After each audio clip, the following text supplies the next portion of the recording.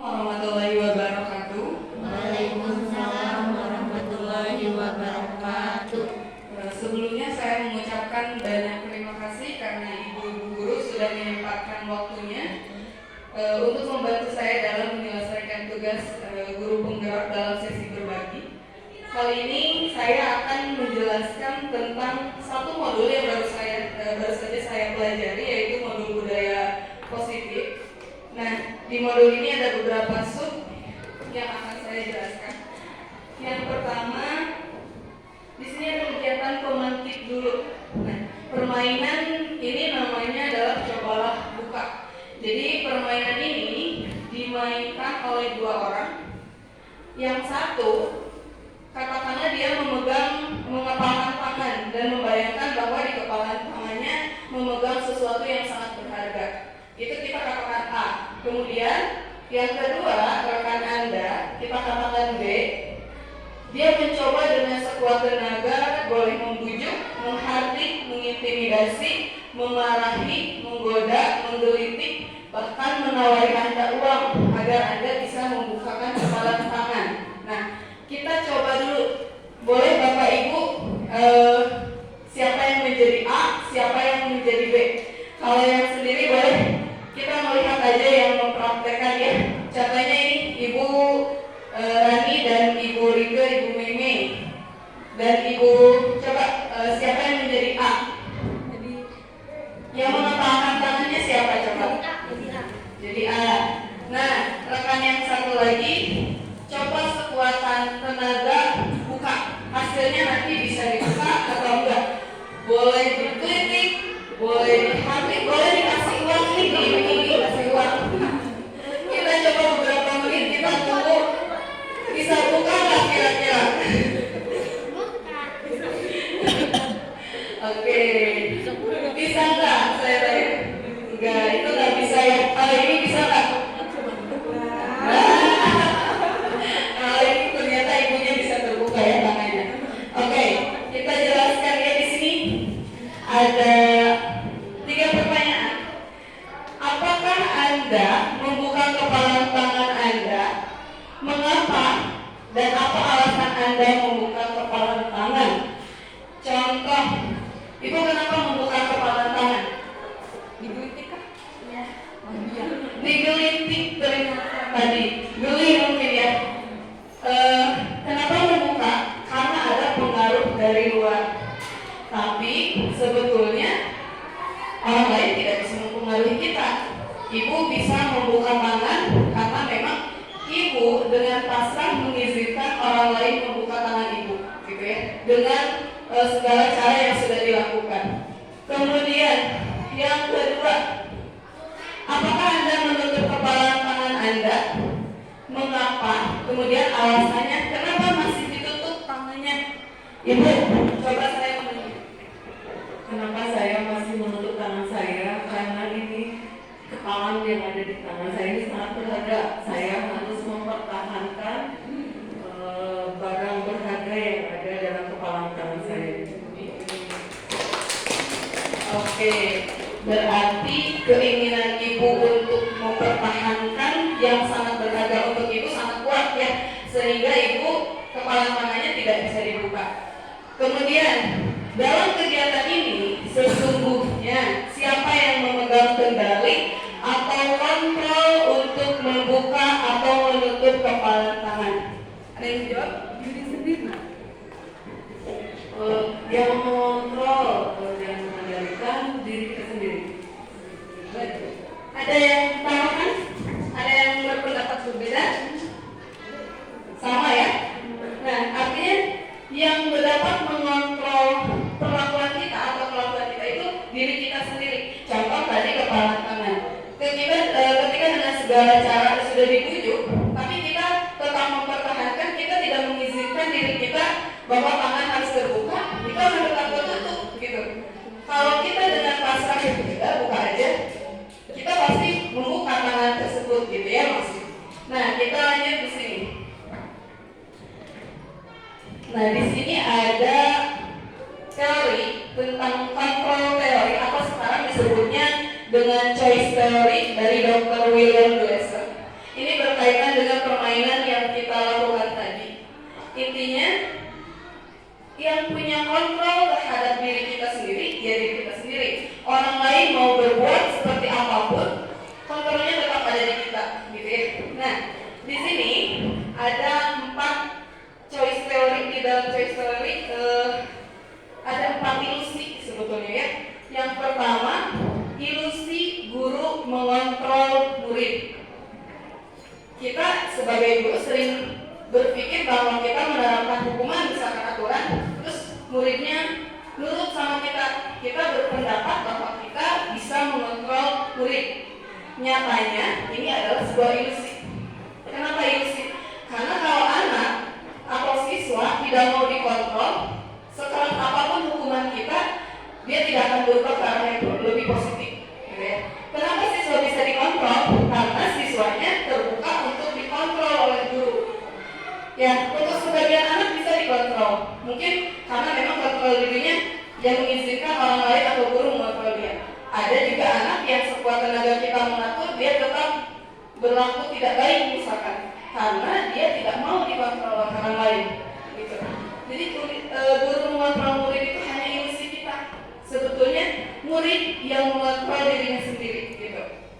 Nah, yang kedua ada ilusi bahwa semua penguatan positif, efektif dan bermanfaat.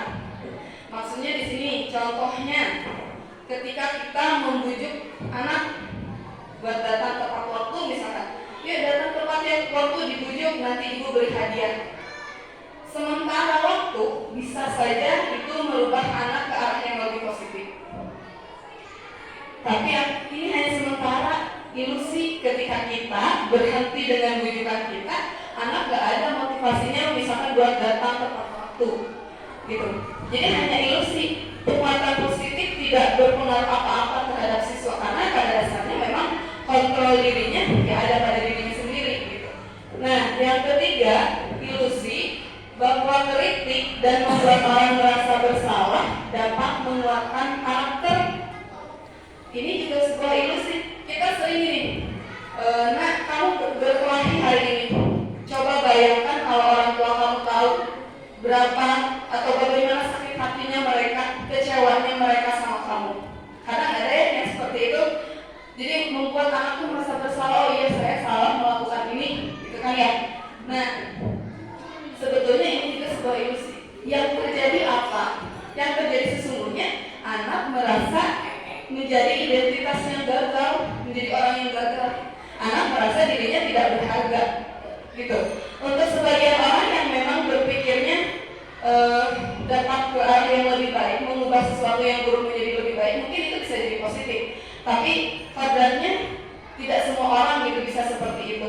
Justru kalau kita membuat anak merasa bersalah, dia merasa jadi orang yang gak berguna nantinya. Dia merasa bahwa dirinya itu orang yang buruk gitu.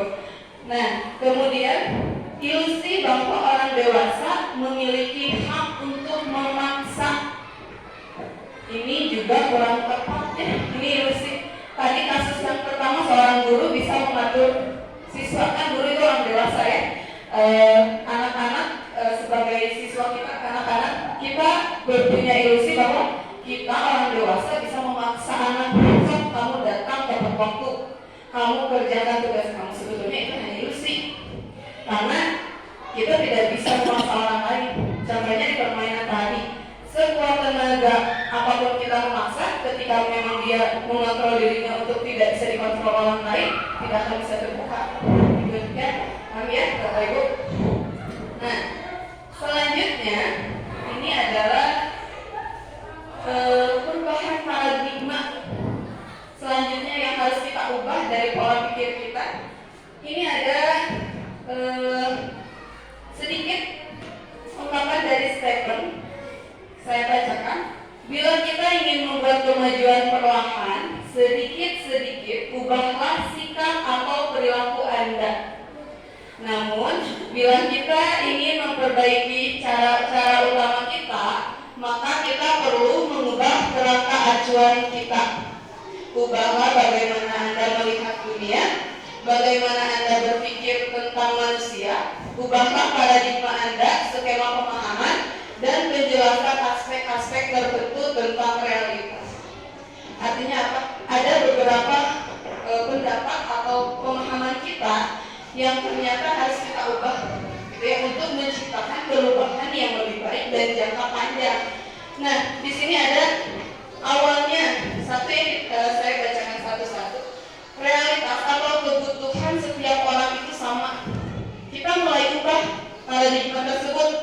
Setiap orang itu punya kebutuhan yang berbeda, tidak bisa disamakan. Ya, kita ubah itu dulu. Kemudian yang kedua, semua orang melihat hal yang sama. Kita ubah, setiap orang memiliki gambaran yang berbeda. Contoh, saya misalkan berdiri di sini. Ibu-ibu ada yang fokus ke kerudung saya, muka saya, baju saya.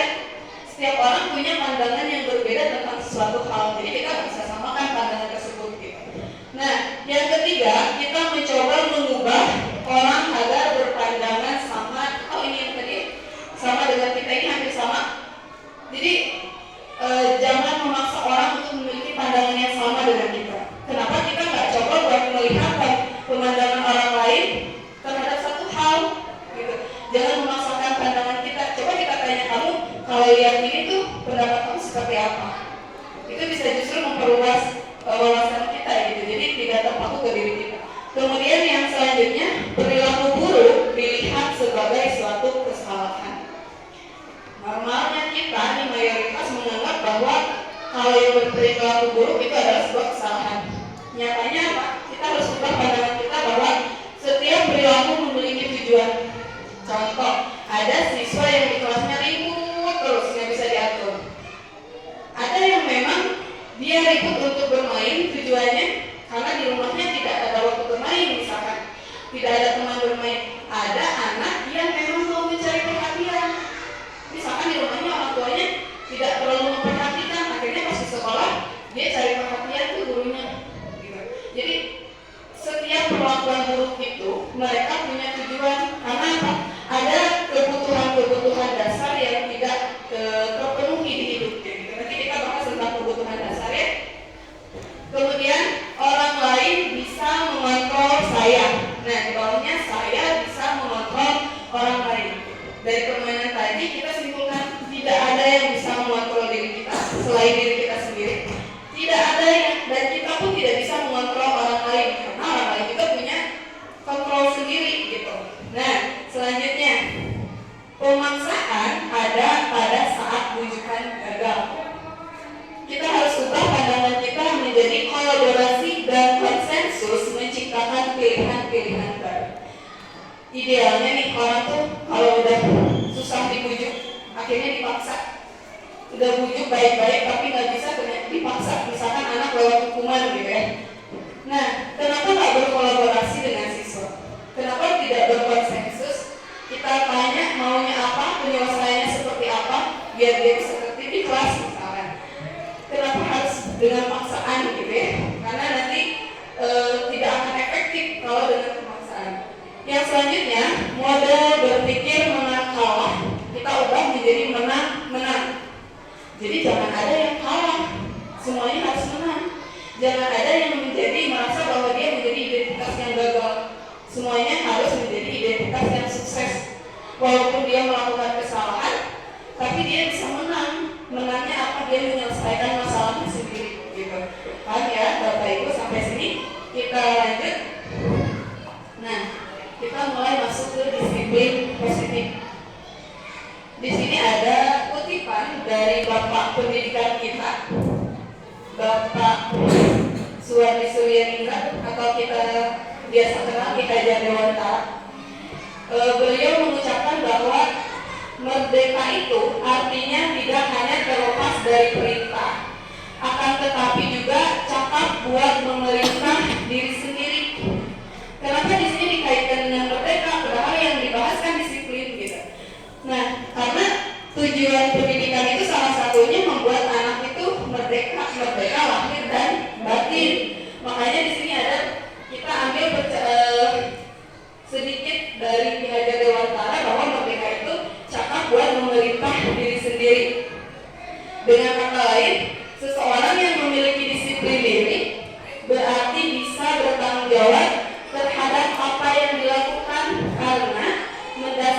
tindakan mereka pada nilai-nilai kebaikan universal. Maksudnya apa? Orang itu melakukan suatu kebaikan atau disiplin dirinya karena memang dia sadar bertanggung jawab atas dirinya sendiri. Misalkan kita datang tepat waktu ke sekolah, itu karena memang kita bertanggung jawab terhadap siswa kita, bukan karena takut dimarahi kepala sekolah, bukan mau mendapat pujian, misalkan bukan, tapi karena memang kita punya rasa tanggung jawab di diri kita. Kemudian kita bahas ini ada nilai-nilai kebajikan universal. Kita bahas di sini. Nilai-nilai kebajikan universal ini sifat-sifat positif manusia yang merupakan tujuan mulia yang ingin dicapai setiap individu.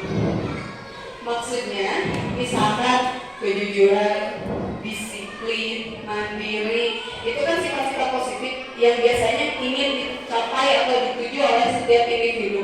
Nah, itu dinamai nilai-nilai kebajikan universal. Kenapa disebut universal? Karena ini lintas agama, budaya, setiap orang pasti setuju. Kejujuran, walaupun beda agama, beda budaya, kalau bicara tentang kejujuran pasti semua orang setuju gitu. Nah, kenapa di sini ada gambar profil pelajar Pancasila? Ini salah satunya nilai-nilai kebajikan universal yang ingin dicapai oleh siswa-siswi kita di Indonesia yang memang dirancang oleh pemerintah. Di profil pelajar Pancasila ini ada beriman, bertakwa kepada Tuhan Yang Maha Esa, berakhlak mulia, ada kebinekaan global, bergotong royong, kreatif, bernalar kritis, dan mandiri. Semuanya adalah sifat-sifat positif yang memang ingin dicapai oleh setiap siswa-siswi kita di sini, gitu ya. Ini contohnya, banyak lagi sebetulnya contohnya, bukan hanya profil pelajar Pancasila, biasanya di negara-negara lain juga punya nilai-nilai kebajikan yang ingin dicapai. Oke. Nah, selanjutnya ada tujuan disiplin positif. Kenapa kita harus melakukan disiplin positif? Itu pasti ada tujuannya ya. Di sini tujuannya menanamkan motivasi pada murid-murid kita untuk menjadi orang yang mereka inginkan, menghargai diri dengan sesuai dengan nilai-nilai yang mereka percaya. Nah, ketika murid-murid memiliki motivasi tersebut, mereka telah memiliki motivasi intrinsik atau motivasinya sudah dari diri sendiri kalau anaknya sudah mau bertanggung jawab terhadap diri sendiri. Nah, ini jangka waktunya panjang pengaruhnya. Kalau anak sudah memiliki motivasi intrinsik, maka jangka waktu atau pengaruhnya itu panjang. Tapi beda lagi kalau motivasinya itu terpengaruh pada adanya hukuman atau hadiah. Itu memang bisa mendisiplinkan, tapi sifatnya hanya sementara gitu. Ketika ada hukuman saja dan penghargaan, anak bisa disiplin. Ketika itu dihilangkan, kembali lagi ke asal tidak ada disiplin gitu. Nah, selanjutnya di sini ada teori motivasi dari dosen.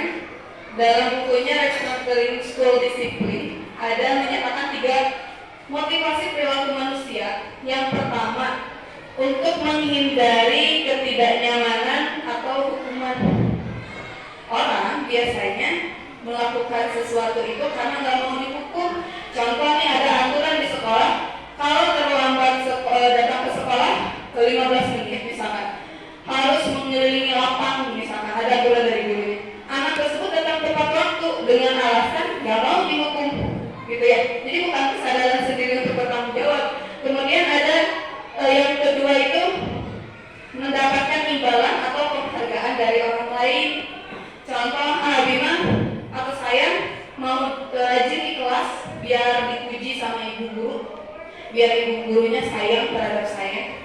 Berarti kan dia bukan bertanggung jawab atas dirinya gitu, tapi memang pengen ingin adanya penghargaan dari guru. Kemudian ini yang ketiga, nah ini idealnya seperti ini. Kalau motivasinya sudah motivasi intrinsik dari dalam untuk menjadi orang yang mereka inginkan dan menghargai diri sendiri dengan nilai-nilai yang mereka percaya. Yang kedua di atas ini maksudnya ke motivasi ekstrinsik, jadi dari luar. Kalau yang ketiga ini sudah motivasi intrinsik.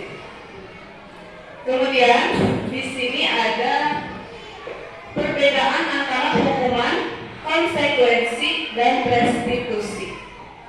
Nah, Ibu, saya mau nanya, kita sering ngasih hukuman atau enggak? Ada nggak sih, pernah nggak sih kita memberi hukuman? Pernah ya, beberapa kali pernah gitu. Nah, di sini hukuman ada perbedaannya, ada 3, hukuman, konsekuensi, dan restitusi. Kalau hukuman itu biasanya terjadinya secara tiba-tiba pemberiannya. Telat nih datang, gurunya lagi di depan, muridnya telat datang, tiba-tiba disuruh keliling lapangan gitu sama gurunya. Itu tiba-tiba, tidak terencana sebelumnya. Kemudian dibuatnya satu arah, hanya guru yang membuat, murid tidak ikut membuat aturan. Murid itu hanya diperuntukkan untuk melaksanakan aturan yang sudah ada dan dibuat oleh guru. Gitu. Kemudian biasanya hukuman ini efeknya nanti menyakiti siswa baik fisik ataupun verbal. Misalkan disuruh keliling lapang tiba-tiba sakit kakinya, sampai berarti kan kita menyakiti fisik anak gitu. Atau kita berkata tidak baik atau mengata-ngatai anak, akhirnya apa? Anak sakit hati gitu. Nah, itu efek dari sebuah hukuman. Kemudian konsekuensi. Kalau tadi hukuman tidak terencana, konsekuensi ini sudah terencana. Yang membuatnya siswa dan guru disepakati dua-duanya. Siswa setuju, guru juga setuju. Biasanya dibuat di kelas gitu ya, atau di sekolah. Kemudian ada ketidaknyamanan kalau kita memberlakukan konsekuensi, tapi hanya jangka pendek ketidaknyamanan. Beda sama hukuman. Kalau hukuman nanti efeknya ada marah, kesal, benci gitu ya. Kalau konsekuensi ini sifatnya hanya sementara ketidaknyamanannya. Kemudian juga dapat diukur sesuai dengan kesalahan yang diperbuat. Jadi nyambung antara hukuman dengan perbuatan. Kalau tadi di hukuman anak telat, kita hukum keliling lapang, apakah bisa menyelesaikan masalah dia telat? Enggak. Kalau dia keliling lapang 10 kali, justru dia lebih telat masuk ke kelas ya. Kalau konsekuensi ini nyambung, maksudnya nyambung seirama gitu ya. Ketika misalkan dia coret-coret buku teman, konsekuensinya dia harus mengganti buku temannya tersebut. Atau misalkan dia ketika sedang belajar ngobrol terus anaknya, otomatis dia ketinggalan nulis. Nah, konsekuensinya dia ambil waktu istirahatnya untuk menyelesaikan tugas. Jadi dia mengambil sebagian waktu istirahatnya sampai selesai tugasnya. Itu konsekuensi. Jadi sesuai gitu dengan kesalahannya. Tidak kalau hukuman kan nulis misalkan terlambat, saya tidak akan terlambat 100 kali nulis. Nah, itu memperlambat pembelajaran. Nah, yang ketiga ada yang namanya restitusi. Kalau restitusi ini penyelesaian masalah dan anak itu bisa mencari solusinya sendiri, memperbaiki kesalahannya sendiri, kemudian mengembalikan identitasnya yang awalnya melakukan kesalahan. Dia merasa menjadi identitas yang gagal, kita ubah dengan restitusi menjadi identitas yang sukses. Nah, di sini ada beberapa perbedaan yang akan saya bacakan. Contoh pertama nih, perbedaan pertama. Kalau hukuman itu tadi sesuatu yang menyakitkan yang harus terjadi. Kalau konsekuensi itu memang sesuatu harus terjadi karena memang sudah dibentuk bersama-sama. Kalau restitusi ini merupakan pilihan, gitu ya. Nah, jadi kita kalau melakukan restitusi bisa menanyakan terhadap siswa mau seperti apa penyelesaian masalahnya, diskusi lah gitu ya. Kemudian tidak nyaman, kalau hukuman itu tidak nyaman jangka panjang yang tadi saya sebutkan. Kalau konsekuensi itu jangka pendek. Kalau restitusi justru menguatkan murid atau anak dalam jangka waktu panjang. Jadi setelah melakukan kesalahan dengan restitusi, justru anak bisa lebih baik gitu. Kemudian kalau dalam hukuman, korban mendapat keadilan. Kalau di konsekuensi, korban bisa diabaikan.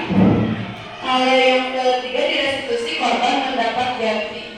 Contoh, misalkan berkelahi, ditariklah bajunya, terus kancing bajunya copot gitu ya. Nah, dengan restitusi itu bisa diganti. Anak yang melakukan kesalahan nanti bisa ditanya, bisa nggak kalau memperbaiki kancing gitu. Nah, kemudian murid akan tersakiti kalau dengan hukuman. Kalau dengan konsekuensi, murid akan dibuat tidak nyaman. Kalau dengan restitusi, murid mendapat penguatan. Gitu. Kemudian di sini ada lagi dampaknya terhadap murid. Kalau hukuman, marah, bersalah, merasa bersalah, merasa rendah diri, kemudian nanti ada efek mengasingkan diri, nggak mau nih bergabung dengan teman-temannya karena malu biasanya. Terus kalau di konsekuensi ini kehilangan hak waktu jeda seorang diri atau penahanan. Jadi dari tadi yang saya jelaskan, ketika anak terlambat menulis karena dia memang bercanda misalkan di kelas, dia yang dirugikannya diri sendiri, punya jeda diri sendiri, dia tidak bisa istirahat, waktunya terakhir untuk memenuhi tugas. Kalau di restitusi, anak tidak kehilangan waktu, namun bersemangat untuk memperbaiki diri. Kemudian, kalau tadi hukuman dibuat oleh guru, konsekuensi dibuat oleh guru dan murid. Kalau restitusi, pure yang buatnya semua murid. Guru hanya mendampingi, tidak ikut dalam membuat aturan tersebut. Kemudian, kalau hukuman ini menyakitkan, guru menjalani konsekuensi dengan menyalahkan, mengkritik, menyindir, merendahkan gitu ya, terhadap siswa. Kalau konsekuensi ini membantu, guru menyatakan peraturan, melakukan peringatan. Jadi kalau dalam konsekuensi, guru tinggal mengingatkan, kalau kamu melakukan ini, kamu harus seperti apa, gitu. Karena aturannya sudah ada, sudah terencana.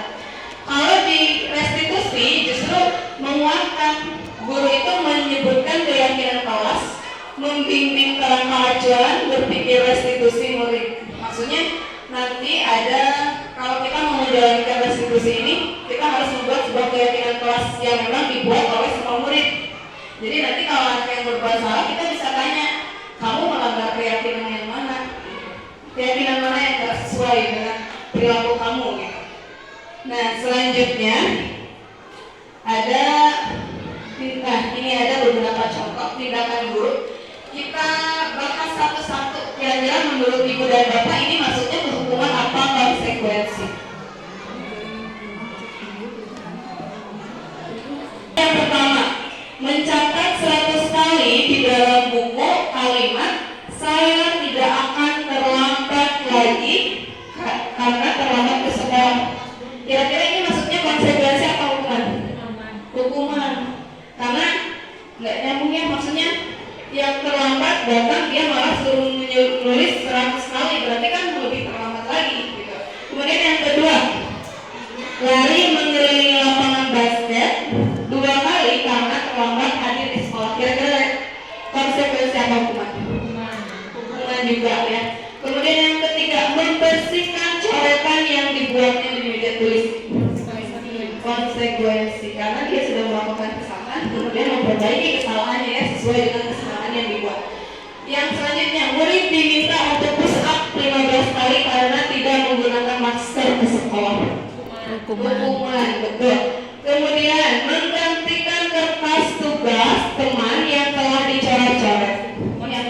Konsekuensi. Kemudian yang terakhir, berjemur di lapangan basket pukul 12 siang karena mengobrol dengan teman.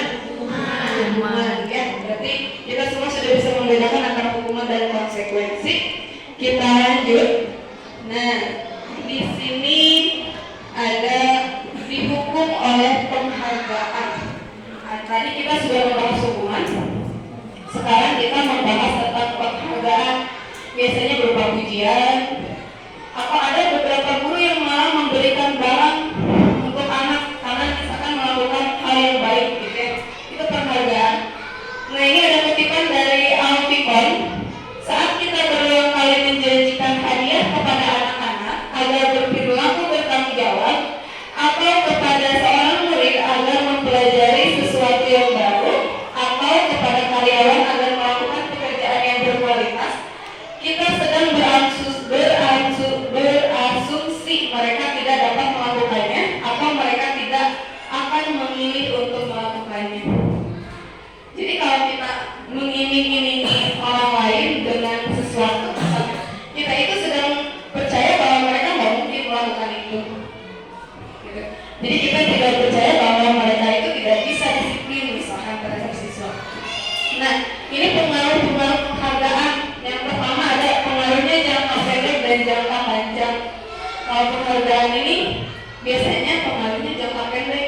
Misal dia datang tepat waktu, gurunya memberikan 1 bintang nih, ada nama-nama dikasih 1 bintang. Ketika gurunya berhalangan hadir, dia tahu nih gurunya misalkan beberapa 3 hari nih gak akan masuk sekolah. Dia tidak akan sedisiplin ketika ada gurunya karena dia tahu dia nggak akan dikasih bintang oleh guru lain. Kemudian yang kedua, penghargaan tidak efektif. Tidak efektif dia kalau misalkan kita memberikan penghargaan karena memang bukan motivasi dari diri sendiri. Yang tadi juga berjalannya juga pendek. Kemudian yang ketiga, penghargaan merusak hubungan. Nanti nih ibu bapak, kalau di kita dalam bahasa Sunda pujian ya. Kalau misalkan kita datang tepat waktu, ini dikasih penghargaan nih sama kepala sekolah, mohon maaf gitu ya. Ini nih guru teladan, datangnya tepat waktu, wajib. Nantinya akan timbul konflik, merusak hubungan antara guru dan guru. Guru yang dipuji dengan yang tidak dipuji. Betul nggak Bu? Betul ya. Kemudian penghargaan mengurangi ketepatan. Penghargaan tidak selamanya tepat dengan apa yang kita inginkan, tujuannya akan tepat. Kemudian penghargaan menurunkan kualitas. Jadi kreativitas anak itu terbatas kalau kita memberi penghargaan. Misalkan gini, ini sesuai penelitian gitu ya. Kalau kita melakukan penghargaan, nanti nih yang dapat nilai bagus, ibu kasih penghargaan apa, misalkan barang atau apa. Justru menurunkan kualitas. Penelitian membuktikan ketika kita mengiming-imingi, misalkan menggambar dengan bagus, justru gambar anak-anaknya tidak maksimal. Beda ketika kita tidak mengiming-imingi sesuatu, gambar-gambarnya lebih bagus gitu. Oke, selanjutnya penghargaan mematikan kreativitas. Ini yang tadi, penghargaan menghukum. Nah ini yang paling menarik kalau menurut saya. Kenapa penghargaan bisa menghukum? Contoh gini, misalkan sistem ranking gitu ya, ranking 1 dia dapat ranking 1, bangga terhadap dirinya. Yang merasa paling dihukum siapa? Ya ranking 2. Kalau selamanya selama 6 tahun anak dapat ranking 2, selama 6 tahun itu dia merasa gagal. Saya nggak ranking 1. Dan orang tuanya pun ada orang tua yang kenapa kamu bisa ranking 1 gitu. Jadi yang merasa paling gagal itu yang ranking 2 gitu. Kemudian motivasi dari dalam diri atau intrinsik. Ini yang kita bahas ya, bahwa penghargaan itu bukan motivasi dari dalam. Yang diperlukan itu motivasi dari dalam, sehingga kita memang berniat untuk bertanggung jawab terhadap diri kita sendiri. Nah, selanjutnya ini kita masuk ke restitusi. Nah, restitusi ini sebuah pendekatan untuk menciptakan disiplin positif. Restitusi membantu murid menjadi lebih baik, lebih memiliki tujuan, disiplin positif, memulihkan dirinya setelah berbuat salah. Penekanan bukan pada bagaimana berperilaku untuk menyenangkan orang lain atau menghindari ketidaknyamanan, namun tujuannya adalah menjadi orang yang menghargai nilai-nilai kebajikan yang mereka percaya. Kalau di restitusi kita membuat siswa itu memiliki motivasi intrinsik gitu. Kalau dengan penghargaan atau hubungan itu tidak bertahan lama gitu, karena ekstrinsik. Nah, selanjutnya kalau kita ingin melaksanakan restitusi, tadi saya sudah sampaikan kita harus membuat dulu sebuah keyakinan kelas atau sekolah. Keyakinan kelas ini nilai-nilai yang sama-sama dipercaya atau diyakini oleh seluruh siswa di kelas, gitu ya. Dibentuknya juga oleh siswa. Nah, kalau keyakinan ini sifatnya lebih abstrak daripada peraturan yang lebih rinci dan konkret. Kemudian keyakinan kelas berupa pernyataan universal. Jadi kalau keyakinan kelas itu lebih abstrak, misalkan kita senantiasa membuat kelas nyaman, misalkan situasi kelas nyaman. Kan di dalamnya ada tidak ribut, tidak mengobrol, tidak mengganggu orang lain. Jadi di dalamnya banyak gitu, jadi lebih abstrak. Kemudian pernyataan keyakinan kelas ini senantiasa dibuat dalam bentuk positif. Jadi kata-katanya positif. Kalau aturan kan jangan berlari misalkan, jangan datang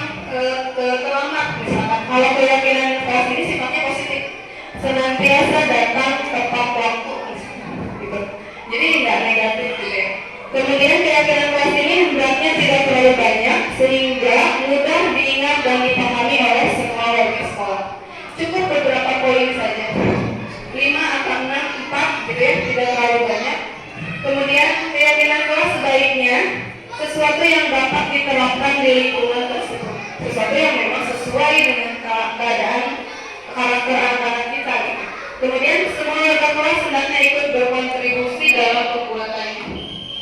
Karena memang nanti kita harus ada diskusi dulu. Kira-kira keyakinan apa yang akan kita buat. Jadi seluruh siswa itu harusnya ikut andil gitu dalam perbuatan keyakinan kelas. Nah, di sini ada 3 contoh keyakinan kelas. Contoh nih yang warna kuning itu misal contoh keyakinan kelas 1 ada 5 poin. Setiap anggota kelas perlu belajar. Positif ya pernyataannya. Yang kedua, setiap anggota kelas perlu senang.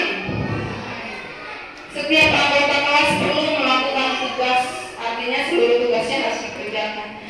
Setiap anggota kelas perlu saling menghargai. Kemudian setiap anggota kelas perlu merasa aman. Gitu. Nah, di sini juga ada yang sedikit berbeda bentuknya. Kalau ini langsung poin-poin. Kalau yang ketiga ini ada nilai-nilai kebajikannya disebutkan. Misalkan hormat. Kami meyakini bahwa sangat penting untuk menghormati semua orang dan barang milik orang lain. Kemudian bekerja. Jadi ini nilai-nilai kebajikannya dituliskan. Jadi boleh sekreatif mungkin bagaimana ibu mengkondisikan siswa membuatnya. Yang penting kata-katanya positif dan diyakini oleh seluruh siswa gitu ya. Nah, di sini diterima dan dimiliki. Kami meyakini bahwa sangat penting untuk merasa diterima pada suatu kelompok dan saling peduli satu dengan yang lain. Ini contoh 3 ya keyakinan kelas. Kita lanjut ya Bapak. Mohon maaf ada yang ditanyakan dulu sampai sini. Boleh enggak Ibu Mei?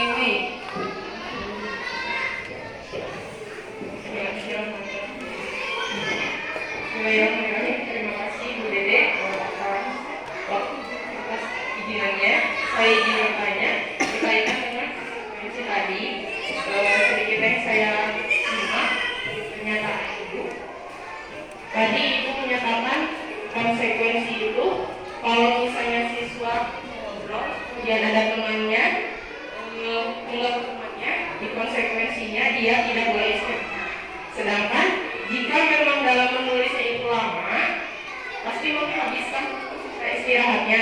Sedangkan kita sebagai guru memaksa siswa untuk istirahat gitu. Nah itu bagaimana supaya kita tidak mengambil hak siswa, tapi konsekuensi itu bisa tetap terlaksana. Terima kasih.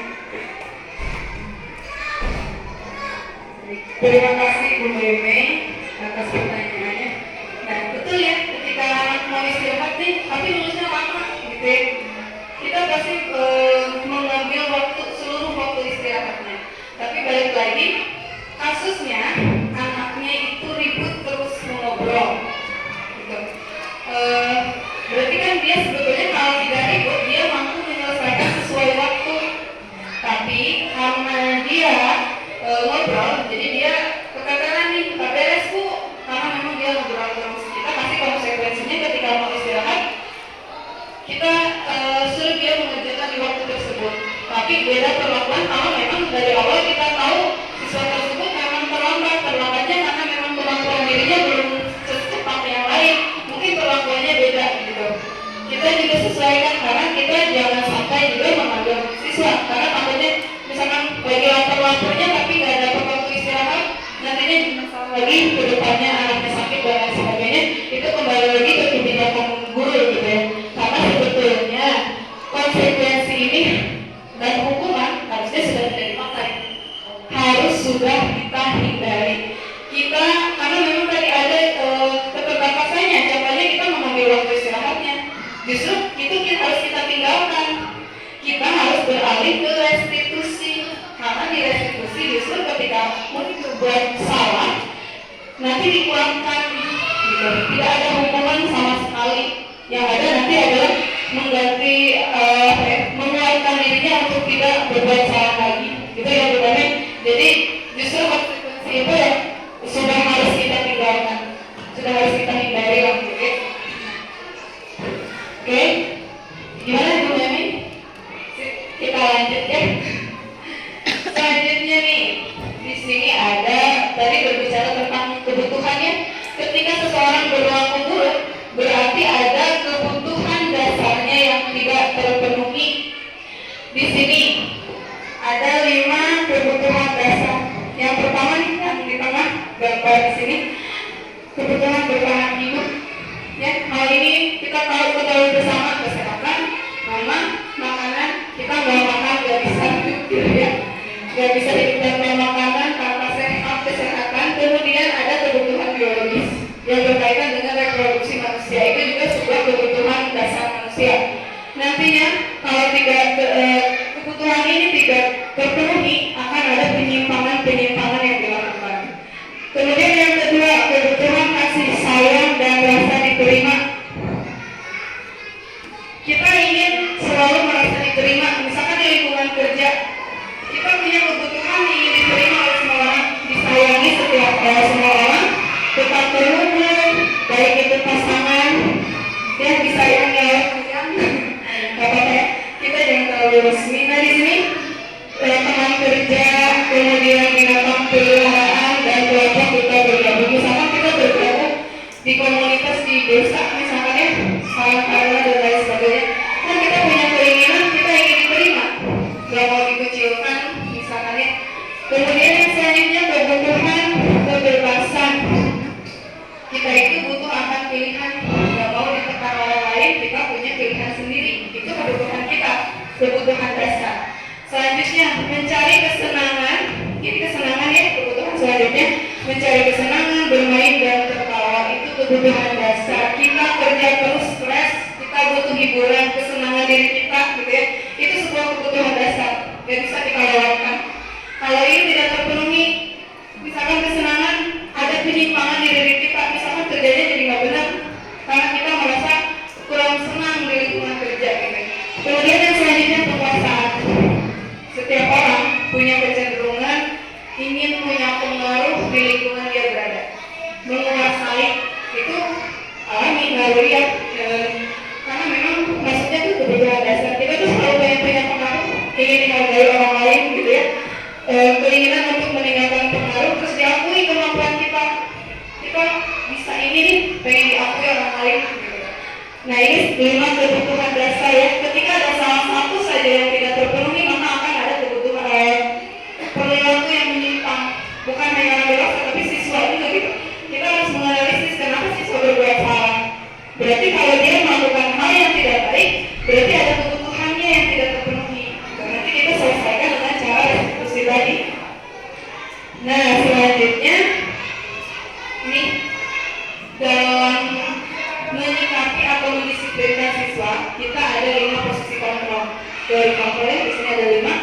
Yang satu penghukum, yang kedua membuat merasa bersalah, yang ketiga teman, kemudian pemantau dan manajer. Kita jelaskan satu-satu. Yang penghukum banyak sih sebetulnya. Yang masih posisi kontrolnya disifat sebagai penghukum. Misalkan lari kamu karena terlambat datang ke sekolah, menghukum gitu. Nah di sini ada contoh hukum nih. Nah seorang penghukum itu bisa menggunakan hukuman fisik maupun verbal. Terus orang-orang yang menjalankan posisi penghukum itu senantiasa mengatakan bahwa sekolah memerlukan sistem atau alat yang dapat lebih menekan murid. Jadi seorang penghukum itu percaya bahwa ketika ada tekanan terhadap murid, itu akan mendisiplinkan. Guru seperti ini senantiasa percaya hanya ada satu cara agar pembelajaran berhasil, yaitu cara dia. Jadi dia percaya bahwa hukuman saya itu akan berhasil mendisiplinkan siswa. Contoh nih yang dikatakan seorang penghukum, patuhi aturan saya, atau awas kamu misalkan mengancam, terus kamu selalu saja salah, pasti selalu yang terakhir selesai. Hal ini kita menyakiti lewat kata-kata ya, menyakiti, nanti anak tuh akan merasa malu, marah, benci gitu ya. Terus ada yang menyakiti secara fisik, misalkan harus keliling lapangan dan sebagainya. Di penghukum ini biasanya seorang guru penghukum itu mimik mukanya marah, nadanya tinggi, makanya melotot gitu ya. Ciri-ciri penghukum, setiap menyelesaikan anak yang tidak disiplin itu pasti marah terus gitu. Nah ini seorang penghukum, efeknya apa? Nanti anak-anak kesal, malu, misalkan dipermalukan, dimarahinnya di depan di orang lain, nanti anaknya merasa rendah diri,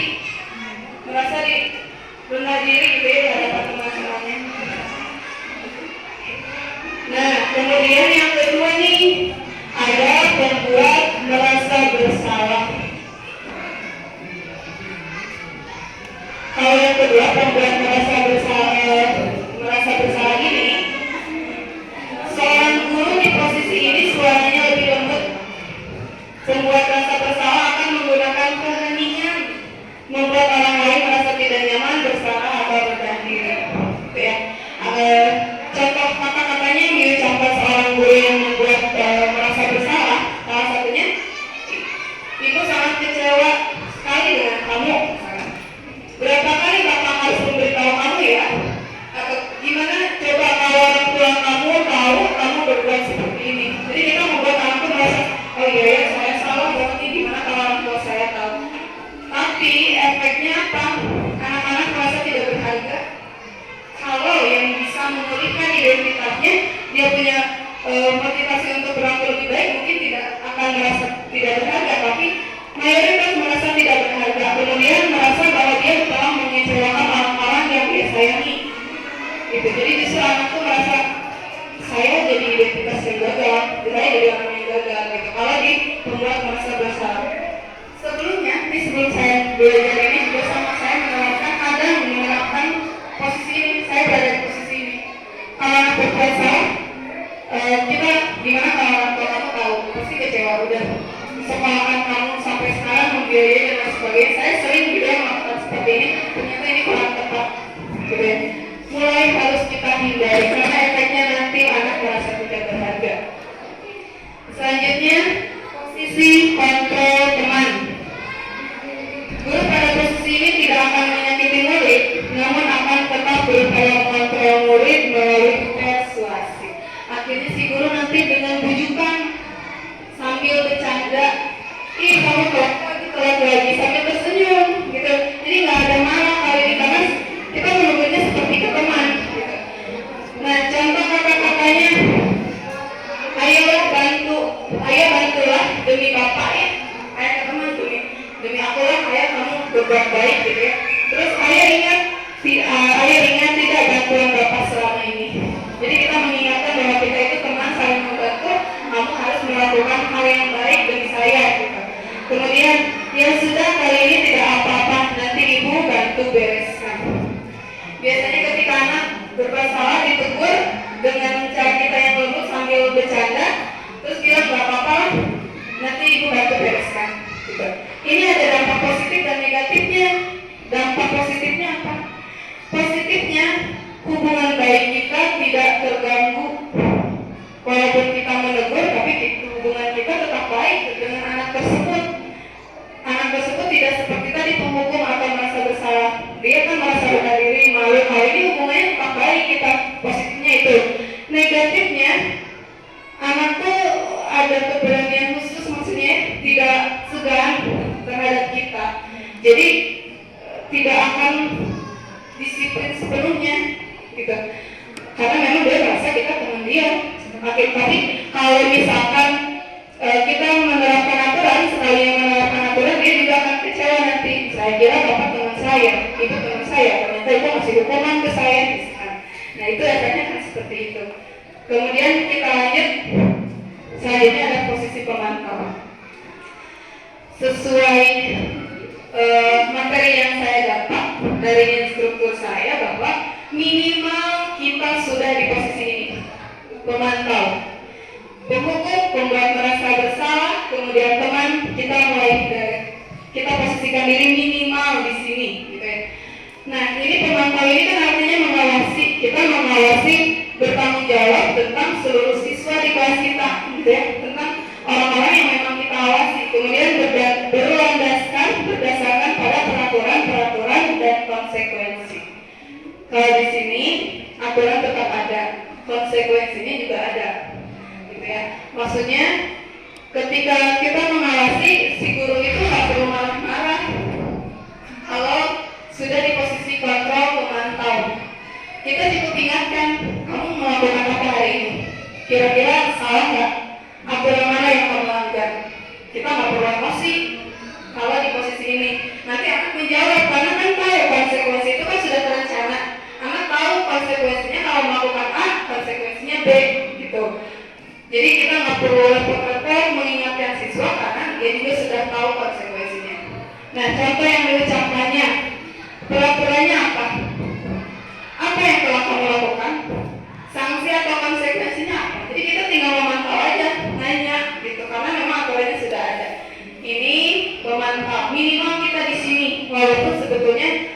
seperti konsekuensi dan hukuman itu sebetulnya harus sudah kita hindari, tapi minimal kita di sini. Nah, kemudian yang terakhir ini yang paling ideal, posisi control manager.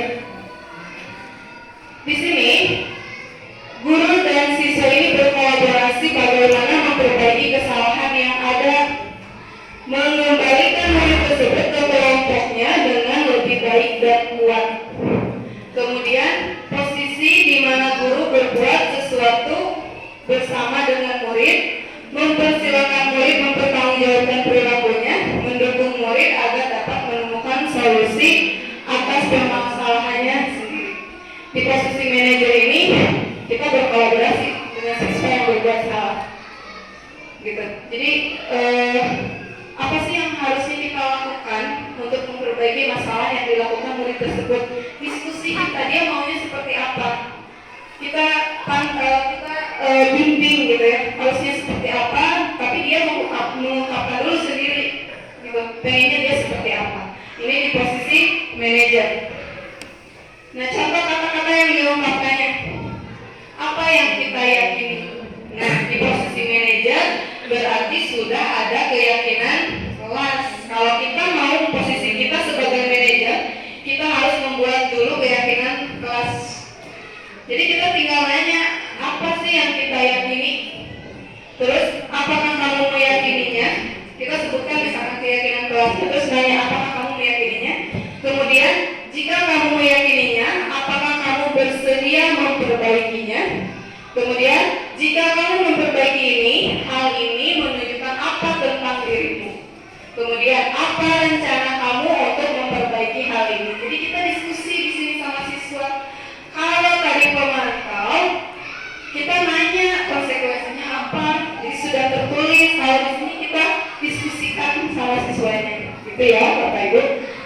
Nah, contoh nih selanjutnya ya, tadi suaranya tinggi, bahasa tubuhnya melotot, jarinya menunjuk-nunjuk, menghardik, gitu ya. Ini contoh kata-katanya. Nah, selanjutnya tentang segitiga restitusi ya. Sebentar, di sini saya buka dulu filenya. Oke. Nah, dalam melaksanakan restitusi tadi kontrol kita sebagai manajer, kemudian yang kita lakukan adalah restitusi, bukan hukuman, bukan konsekuensi. Jadi kita menempatkan posisi kita sebagai manajer. Nah, yang digunakannya itu adalah restitusi. Jadi tidak ada hukuman dan konsekuensi. Kalau dalam restitusi ada 3 tahap. Ini disebutnya sebagai segitiga restitusi. Seperti ini, segitiga restitusi. Sisi yang pertama di sini menstabilkan identitas. Misalkan kita ngomong gini kan, ketika anak melakukan kesalahan terus dipanggil, kita ngomong setiap orang pernah berbuat salah, nggak apa-apa kok. Setiap orang itu pernah berbuat salah. Kita kembalikan dulu identitas siswa yang awalnya merasa bersalah banget, identitas gagal. Kita kembalikan dia bahwa itu normal, berbuat salah itu normal, gitu. Kemudian nih, kamu bukan satu-satunya yang pernah melakukan ini, misalkan. Kita kembalikan dulu identitasnya. Jangan sampai anak masih merasa bahwa dirinya sebagai identitas yang gagal. Sisi yang kedua, ini memvalidasi tindakan yang salah. Contoh nih yang dikatakannya, kamu tentu punya alasan mengapa melakukan ini. Jadi kita tidak serta-merta membuat kamu salah nih melakukan ini. Tapi kita cari tahu dulu. Misalkan dengan kamu tentu punya alasan. Kita tanya alasan kamu melakukan ini apa sih? Gitu. Kemudian adakah cara yang lebih efektif untuk mendapatkan apa yang kamu butuhkan? Misalkan gini, Bu, saya misalkan mau minjem barang nih penghapus tapi nggak boleh. Terus dia marah-marah misalkan berkelahi. Kita tuh bisa tanya, apakah ada cara yang lebih baik untuk mendapatkan penghapus misalkan daripada berkelahi? Gitu. Kita tanya aja, diskusi siswa. Jadi di sini validasi tindakan, kita cari tahu kenapa anak melakukan kesalahan tersebut. Balik lagi tadi kelima kebutuhan dasar. Kita cari tahu kebutuhan mana yang belum dia dapatkan sehingga dia melakukan hal yang buruk. Karena pasti ada kebutuhan yang dia tidak terpenuhi, akhirnya melakukan hal yang buruk. Nah, sisi yang ketiga, ini menanyakan keyakinan. Karena awalnya kita harus tinggal menanyakan nih ke anak, keyakinan kelas apa yang telah kita sepakati?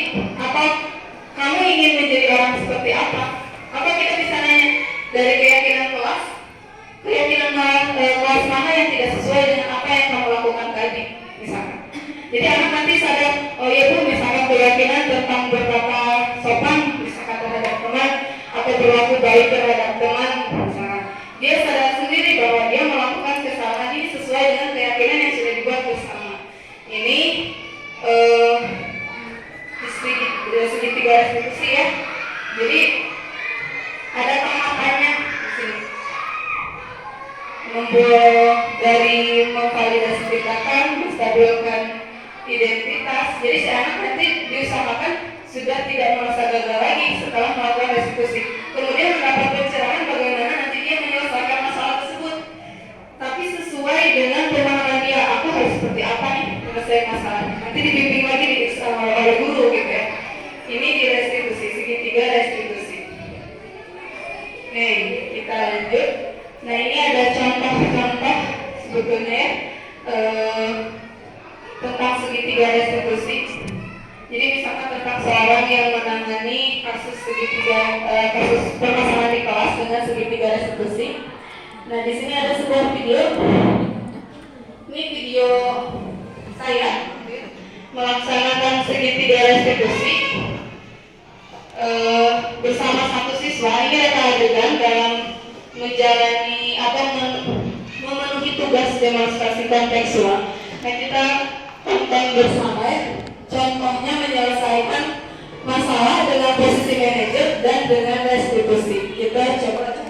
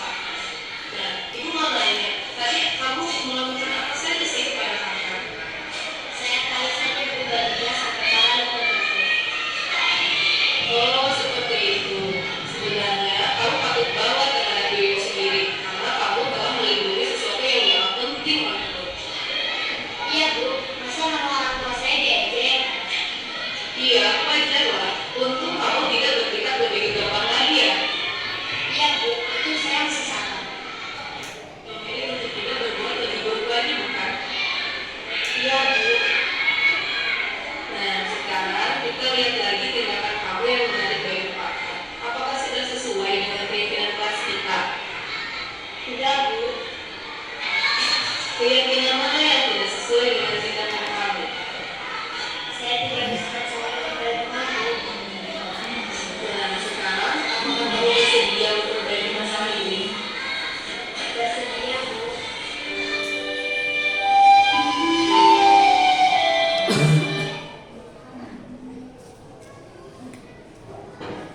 Itu contoh tadi penyelesaian masalah dengan cara restitusi dan posisi kontrol manajer. Jadi kita nggak perlu teriak-teriak, kita nggak perlu melompat gitu ya, kita nggak perlu bicara yang keras.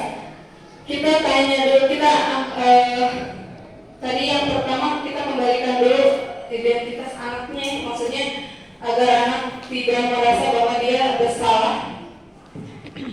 Nah, tadi ada pertanyaan dari saya, misalkan kamu patut bangga terhadap diri kamu sendiri karena memang sudah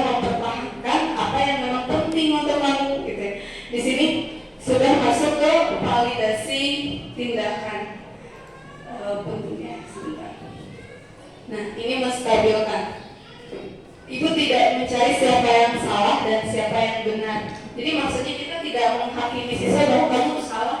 Enggak, ibu tidak mencari itu. Nah, kita ini agar anak tidak semakin merasa bersalah, kita ucapkan kata-kata ini. Itu opsi yang banyak sebetulnya untuk menstabilkan identitas siswa gitu. Contohnya tadi yang melakukan hal ini bukan hanya kamu saja, orang lain juga pernah melakukan kesalahan seperti ini. Contohnya gitu ya, contoh lain. Kemudian validasi tindakannya. Untung kamu tidak bertindak lebih gegabah lagi ya.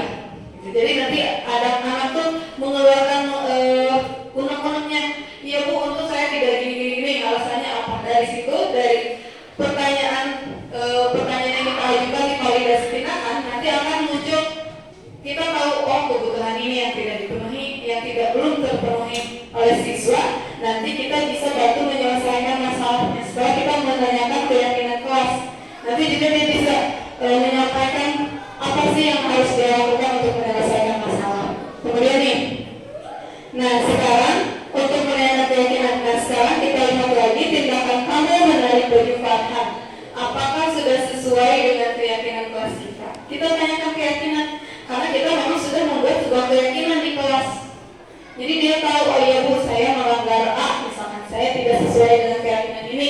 Dia sendiri yang menyadarinya, karena memang dilibatkan membuat keyakinan kelas. Seperti itu ya Bapak Ibu. Nah pengalaman saya, dari sekarang nih saya mulai menerapkan posisi control manager, kemudian restitusi gitu ya. Yang saya rasakan pertama, saya membentuk dulu keyakinan kelas. Yang di kelas ini kemarin sudah membuat keyakinan kelas, jadi setiap siswa itu dipimpin yuk semuanya berpendapat apa yang kita yakini, yang harus kita lakukan, yang memang positif yang harus kita lakukan di sekolah. Anak-anak biasanya antusias, kalau saya di kelas semuanya antusias. Bu, kita harus saling menghargai. Bu, jangan ada yang main bola di kelas. Nah, nanti kita bisa susun nih, bantu susun, karena anak-anak belum sepenuhnya mampu gitu ya menyusun. Bu, jangan ada yang main bola di kelas, berarti kan itu maksudnya ke kenyamanan kelas. Kita buatnya maksudnya ke sana gitu. Kemudian kita anak-anak juga bisa berpartisipasi membuat sebuah poster dari keyakinan kelas. Jadi keyakinan kelasnya dibuat poster, di karton, mereka hias bersama-sama, kemudian tempel di dinding biar mereka bisa lihat setiap hari gitu ya. Jadi saya sekarang masih dalam proses pembuatan keyakinan kelas, kemudian nanti ditempel di dinding. Untuk posisi kontrol dan kemudian restitusinya, sambil berjalan saya sambil belajar juga, belum sepenuhnya. Kalau sebelumnya ternyata setelah mempelajari ini, oh ternyata saya sudah menjalankan restitusi, tapi belum sepenuhnya.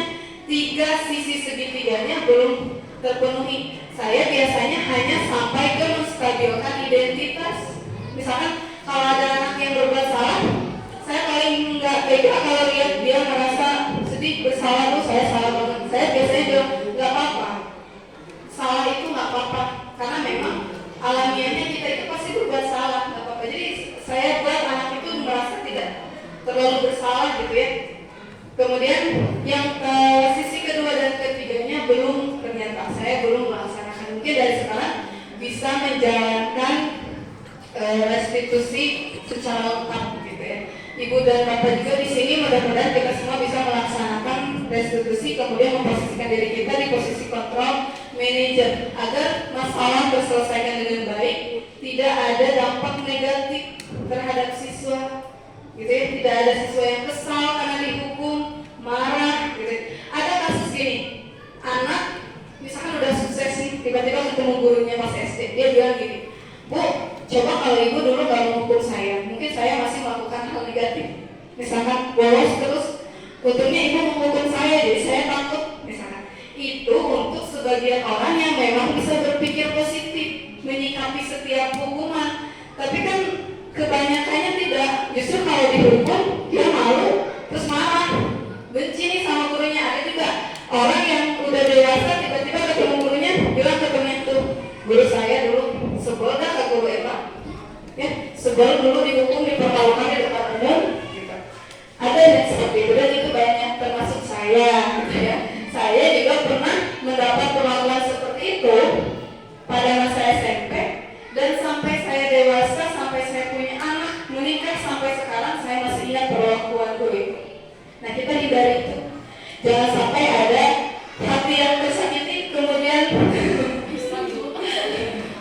ya, hati yang tersakiti ya, kemudian terbawa sampai memorinya jangka panjang ya. Karena niatnya baik kan, niat kita untuk mendisiplinkan gitu ya. Nah, baik Bapak Ibu, mungkin sekian presentasi hari ini tentang ilmu yang saya dapatkan di modul 1.4 tentang budaya positif. Jadi dalam menciptakan budaya positif itu ada beberapa hal yang kita harus lakukan dulu. Tidak serta-merta anak bisa dibuat positif, disiplin dengan misalkan hukuman dan lain sebagainya. Kita ada yang harus kita hindari tadi ya, hukuman dan konsekuensi, dan kita harus berlari ke restitusi. Gitu. Sedikit ilmu yang saya sampaikan hari ini. Punten-punten kalau dalam bahasa Sunda mah sanes mapatahan ngejay kameri gitu ya. Karena ibu dan bapak di sini lebih berpengalaman dari saya. Cuman saya pribadi ketika kuliah belum mendapatkan materi seperti ini. Saya hanya mendapatkan materi ini di program guru penggerak gitu ya. Semoga bermanfaat, semoga kita bisa menjadi guru yang lebih baik. Bisa menciptakan suasana atau budaya positif di sekolah kita dengan pengetahuan baru. Terima kasih sudah menyempatkan waktunya. Semoga bermanfaat. Wabillahi taufiq wal hidayah. Wassalamualaikum warahmatullahi wabarakatuh.